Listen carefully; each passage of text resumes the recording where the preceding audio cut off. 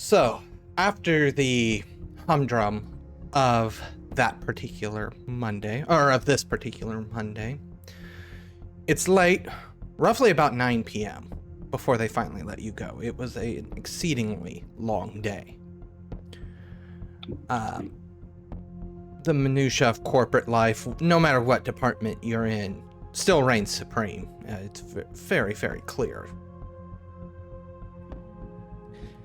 That being said, you have all reconvened for the evening in... Okay, I'm gonna try to get it right. Praxis. Bolt hole.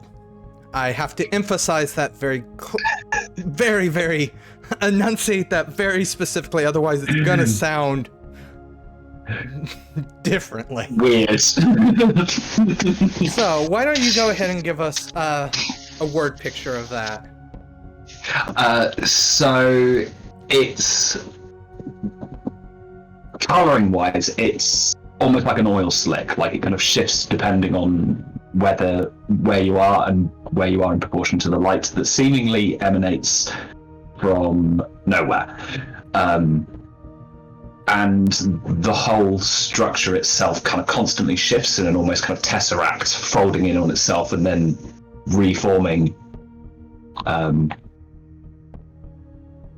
the whole kind of shape of the space is constantly in this state of flux. And this is where everybody finds themselves to kind of regroup and go over notes and ideas and plans.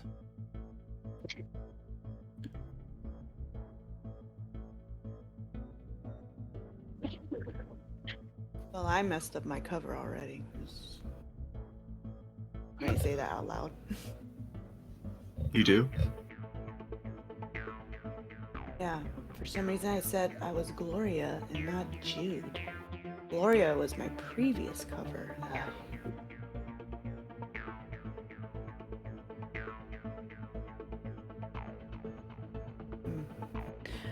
It's fine. I ended up just blaming it on the whatever she was, the receptionist, and said, no, I said Jude. But An excellent way to make friends and allies in your department. it's legal. There are no allies. Everybody's out for themselves from the get-go. So That's why you just need to convince them that what is best for themselves is best for you as well. Humans are simple. Getting yourself forgotten. Give her time. Second? I don't think humans are as Things- simple as...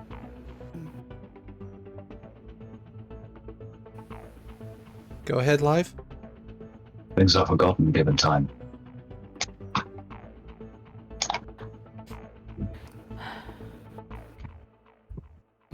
Simpler than you might anticipate. They live, breathe, eat, sleep, do their position in life. They make mistakes.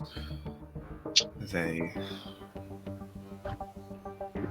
are predictable if you include enough factors.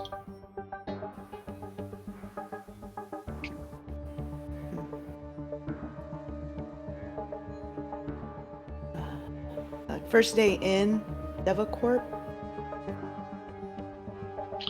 I didn't get much information. It's A1. Other than the ridiculous amount of floors.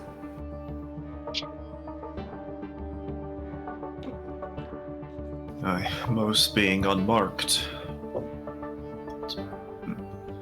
They've probably shifted the floor plans a little bit since last we were here. After all, like they swapped out the elevators.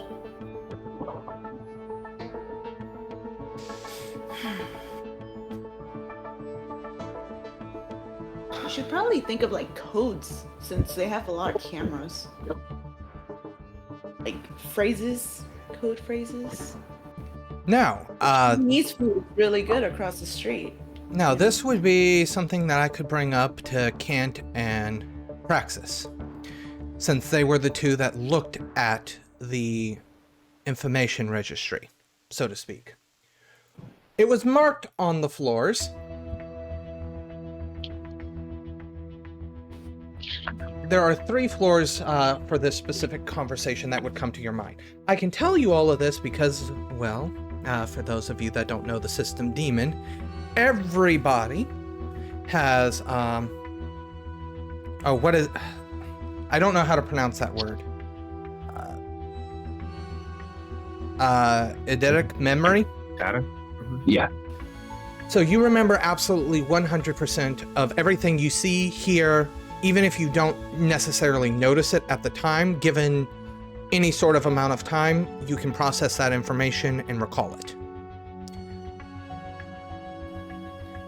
So you could flip through a 500-page book and you would remember every single word, even if you just did this, as long as you saw the word. So, that being said, the floors 18, 19, and 52 come out in mind.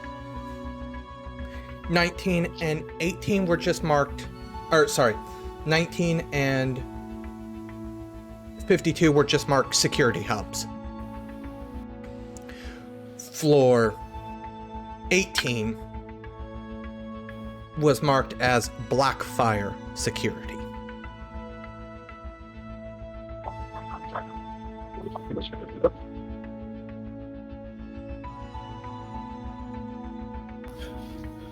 Noted. Since Izzath was mentioning cameras and the like. There we go. Sorry, my brain froze on the word camera.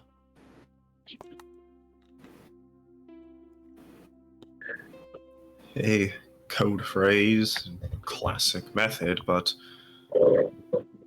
I can't help but think, given the recorded nature of likely the entire building, any confidential information should not be discussed there. Retainable information until it's suitable to compare. When I was saying phrases, I didn't mean to exchange actual information, more so should one of us end up in trouble, an escape plan. I think these are the kind of things that you need to have planned out, especially if we're in a cover situation. Thus begins the difficult This isn't just question. a normal mundane job for us. Should one of us become compromised, however, one would ask if dragging the others down with them is the correct move. If you need to burn your cover, I would not torch everyone else's. Thus, I would recommend backup plans, escape, to be dealt with on your own regard.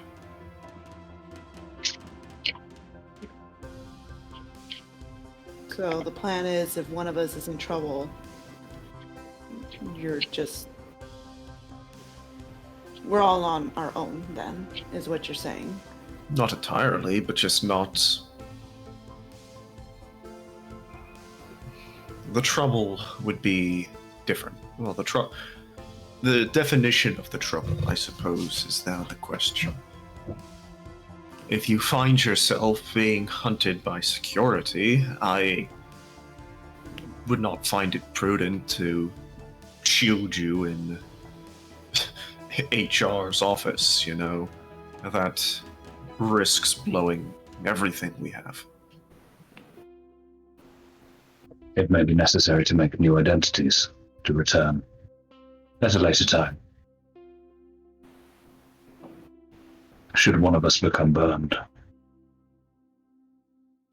Not even not just burned, but heavily compromised. one wrong compromisation. That's not a word. um, It is the main crane.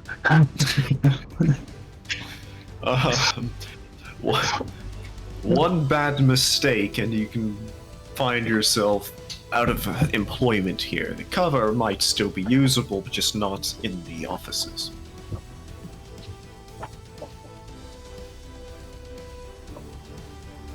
Alright, affirmative. Though the concern for each other is noted.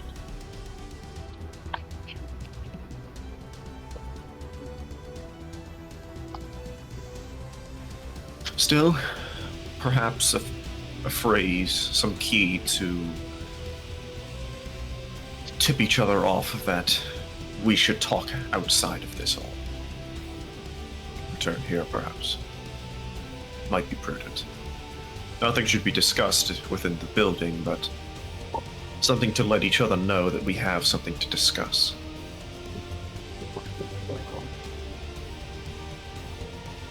That, I believe, is innocent enough. Some word in passing.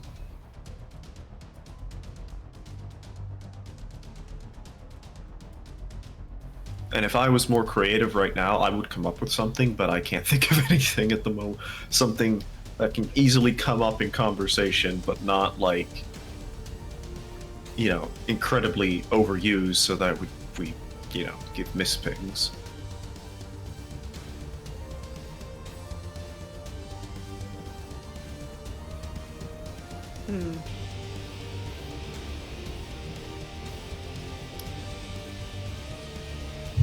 I think I left the iron on.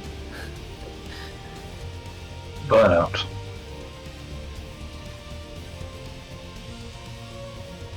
Wait, what? Burnout.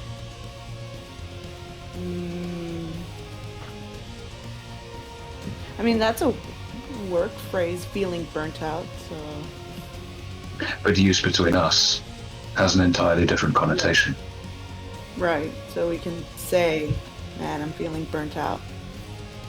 Absolutely. Best not let your managers hear that, but... No, I believe that should work fine, for now at least. Comes a time we should change it. Yeah. Okay, Agreed. I agree.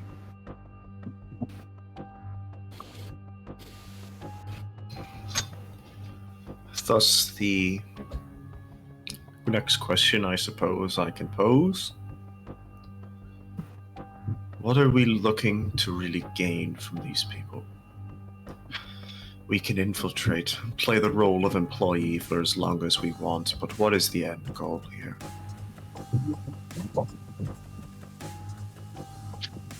At this point, the rumors begin to circulate through your head.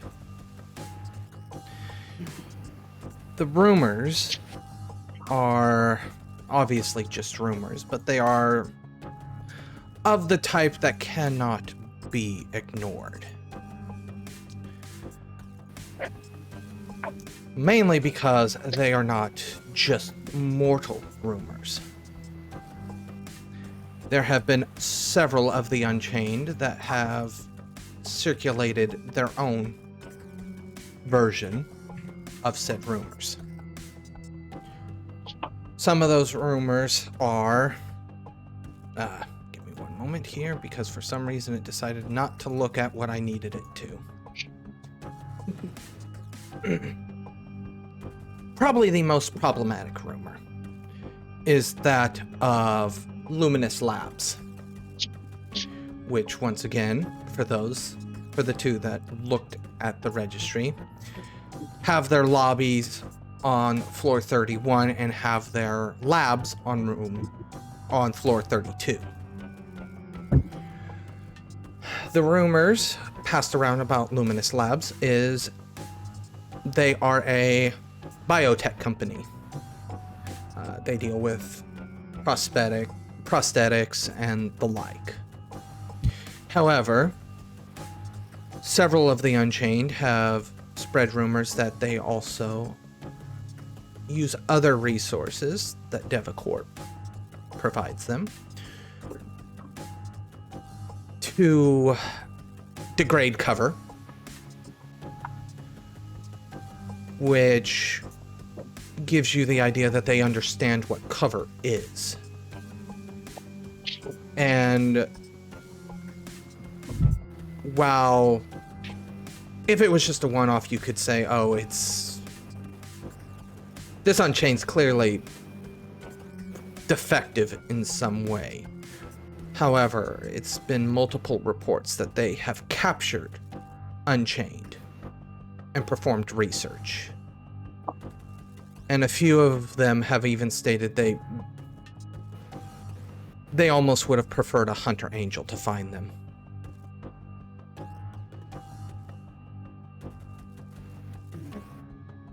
Of course, rumors are just that, but since they are coming from the mouth of the Unchained,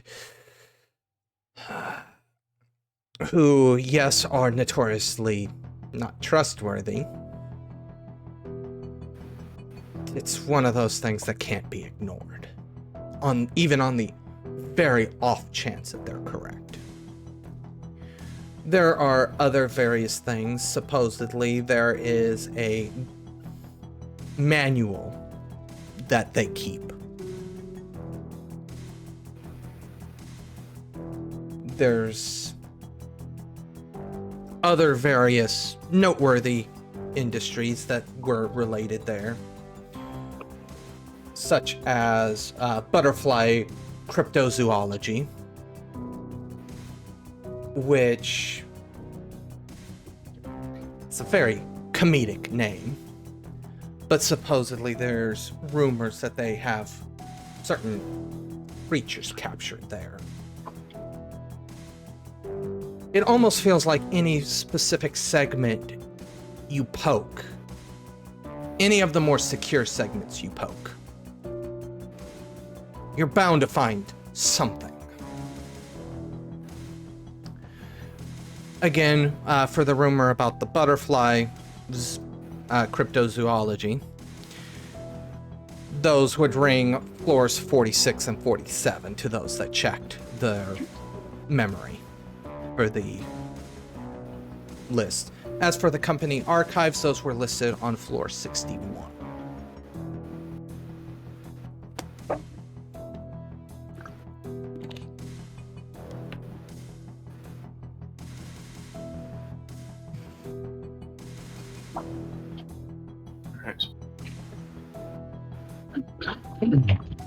So what were those last two floor numbers?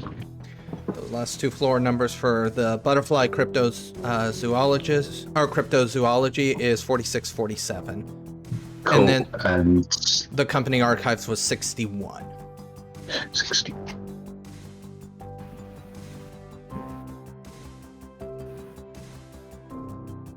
Also, I did not mention this before, but Praxis would know. To access a floor, even via the stairs, the doors are secured with a keycard reader, so you still need to use your card to access that floor, even via the stairs. I feel like I should get that out before somebody assumes, oh, maybe we can just take the stairs here.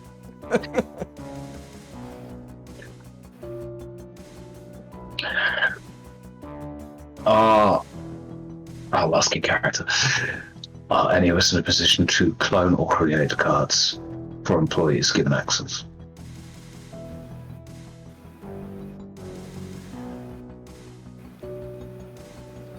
I don't believe that's my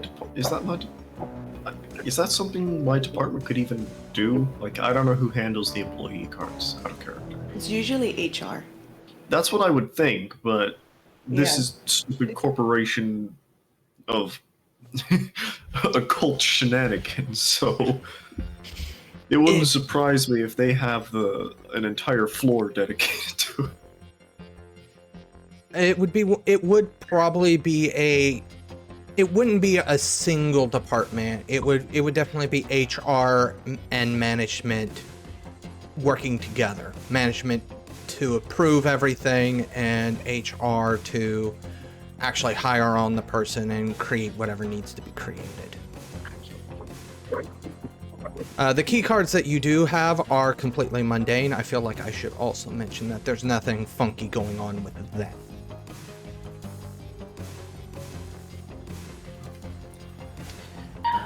Fortune key cards. The key cards allow you to go to certain floors, right? Like, Yes, when you swiped your key card, the floors that you have access to light up on the elevator. okay. Now I'm thinking about it. That would make sense that HR can make the key cards and then management tells HR like what departments they're in. But you're just a regular HR person. You're not part of management HR? My duties are to certify new employees. At least, as far as Data Corp is concerned.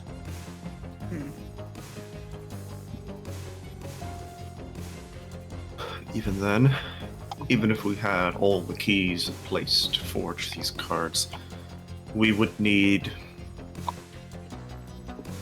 Well, the easiest way would be to simply get approval from that floor's department. Get their managers, get their executives, their leaders on board. Or not on board, but convinced.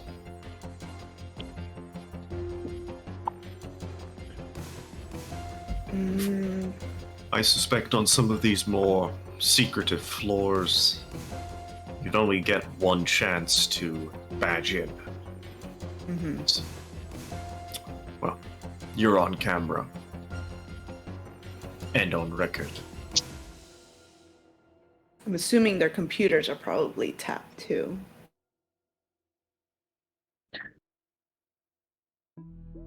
The person entering me is the least of my concerns.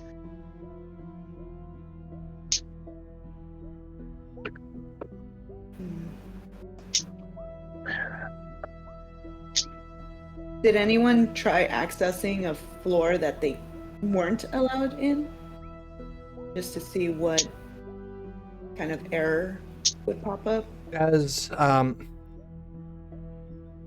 I'm not going to say anybody specifically did, but it would be pretty obvious the way when you swiped your card, at least for Kant and Izzath, would be only the specific floors that you have access to light up. So basically, those are the only ones carrying, to get really technical, those are probably the only ones carrying an electrical charge at that moment, so they're the only switches that could actually be activated. And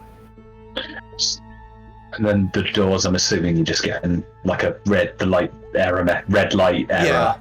Yeah. But one glaring security flaw presents itself. The person doing the swiping is not the only person that can exit an elevator. Obviously, doors may be watched and there may be a secondary set of doors, but this actually seems like quite a glaring issue. Again, Yeah. your memory would bring to the fact that this was mentioned during the Project Welcome orientation, that she mentioned that specific security issue specifically as grounds for termination. If they catch it, and she had mentioned the cameras being how they expect to do that. Everybody here would remember that, since that was said aloud to just absolutely everybody.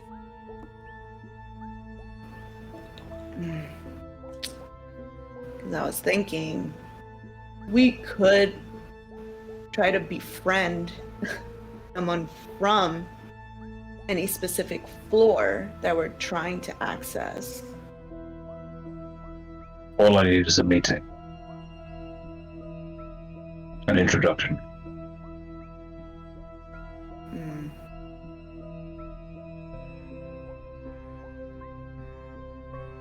Well, cafeteria is often a melting pot of the entire building. Simply find the person you're looking for there and strike up a conversation.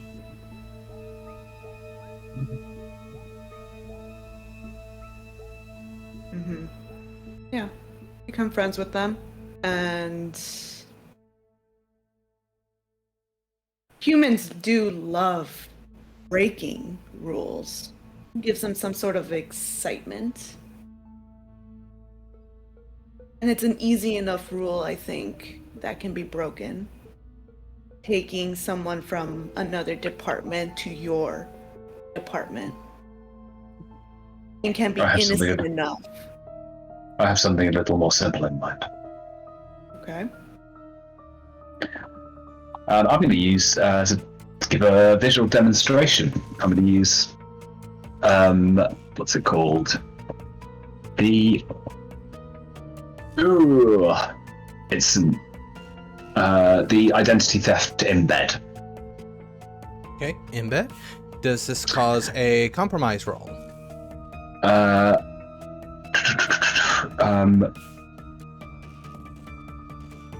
Doesn't mention it. Okay, then it does not. Give me the roll. And it's a manipulation. Okay.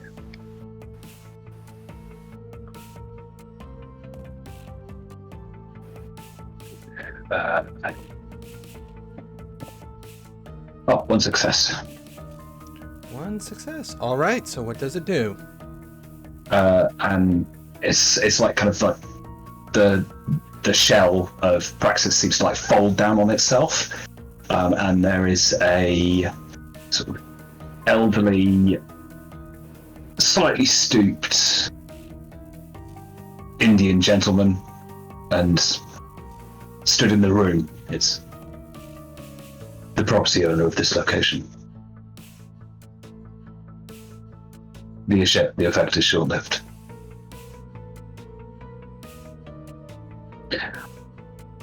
But with a complication that to enable such a disguise, even for a short time, requires physical contact.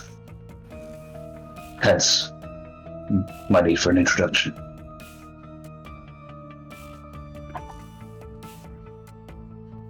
A temporary solution, but a solution nonetheless. Enough to get past cameras. Not to get past cameras, but not to fool the floor. No, not to fool co-workers. Well, temporarily fool. And of course, the chance of running into the original owner, so to speak.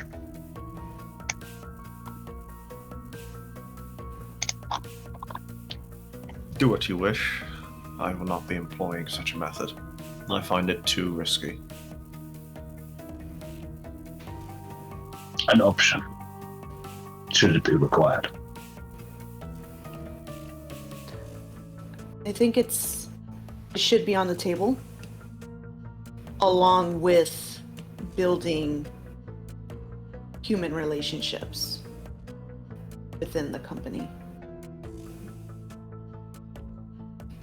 We have to use all of our resources. No matter what Then- direction we take,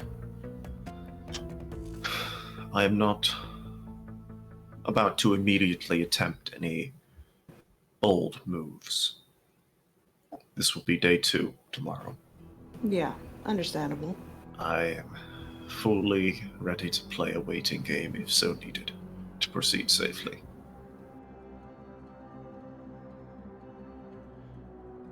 I Praxis. agree. Your cover's phone. I would assume it's probably on vibrate at the very least. Begins to vibrate. I'll adopt the Praxis, totally remember it, the Dash personality, and answer Dash Country's phone. Ah, good. Darsh, as you very well know, you owe a substantial sum of money, and, let's just say the lender is getting tired of waiting.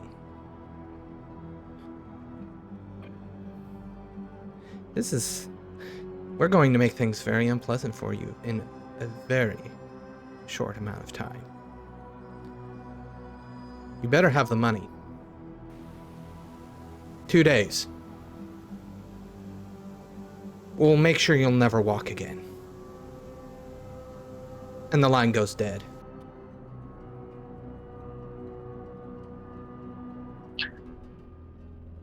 To be able to... Why do humans put such stock into something that doesn't technically exist?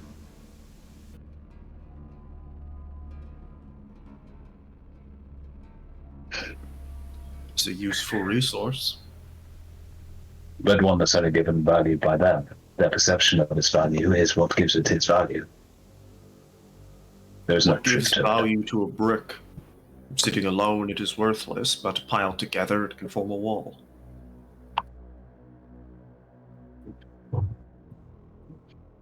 A brick has tangible purpose. Money As does is money. It makes in their humans do society. their will. In their society, but apparently it would seem that I am indebted to another, or others.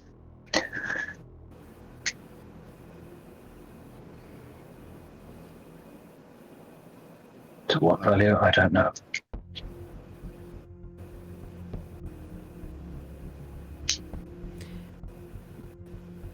You owe someone money now?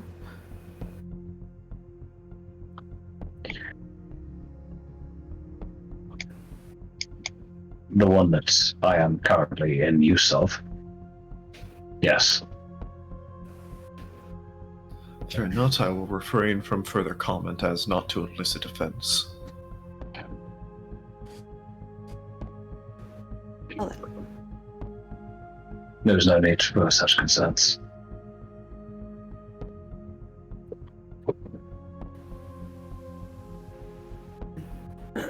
so, apart from the next couple of days, we're probably just going to lay low, I'm assuming? Going back to work. Play your part, live your role, see what opportunities present themselves. Should nothing present themselves, well, take whatever actions you deem necessary. I am not content to sit around and wait for opportunities. I will be working towards goals of my own.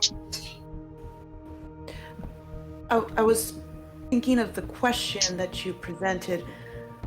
What is our end goal? So, what is everyone's end goal with this? Are we trying to take them down? Are we trying to set the place on fire?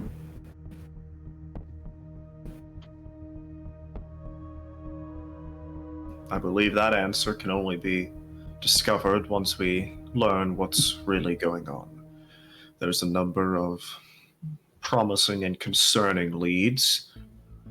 If some departments need to be slashed, but some can be repurposed, we shall see.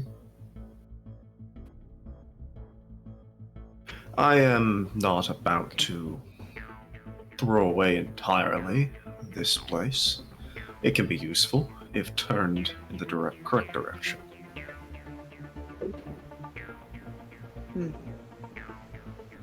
Everything can serve a purpose given the opportunity. Like money.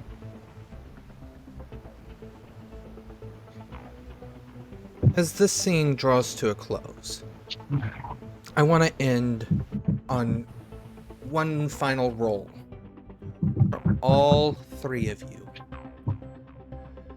That is going to be a intelligence investigation. As a week goes by, it is the first week of work. This will determine some information you may gather during this week.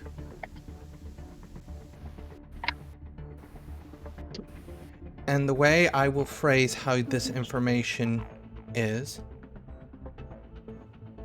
for each success you guys get, you may ask me for one bit of information. It does have to be something that right now your department would be able to know. So, Kant will be able to ask me one question that management would know. Both Praxis and Izzy will get 2 questions. And we'll get to the answers of those questions and what those questions are next week.